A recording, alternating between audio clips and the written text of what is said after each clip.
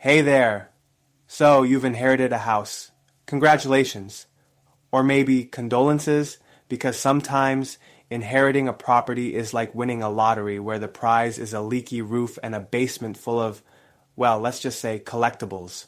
Let's talk about those distressed properties. The ones that look like they've been auditioning for a zombie apocalypse movie.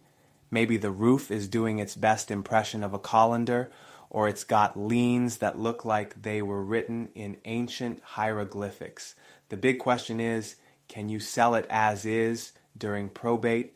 Absolutely. Think of it as a fixer-upper for someone with a serious DIY spirit, or, a demolition company. You just need to be upfront. Yes, you can say, the squirrels have their own ballroom in the attic, and yes, the plumbing is avant-garde. Now, let's talk about mortgages.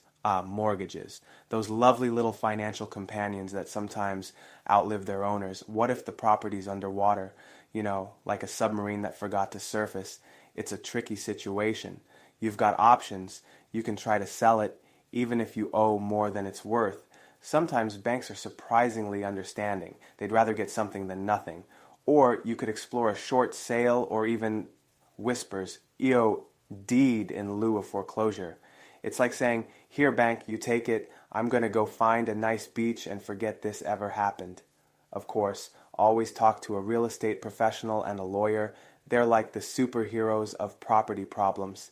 They'll help you navigate the legal jungle and maybe even find a buyer who appreciates the rustic charm of a house with a few quirks. So don't panic. Dealing with distressed properties can be a wild ride, but with a little humor and a lot of help, you can turn that inherited headache into maybe a slightly less headachy situation. If you need assistance, you can always reach out. My information is below. Good luck.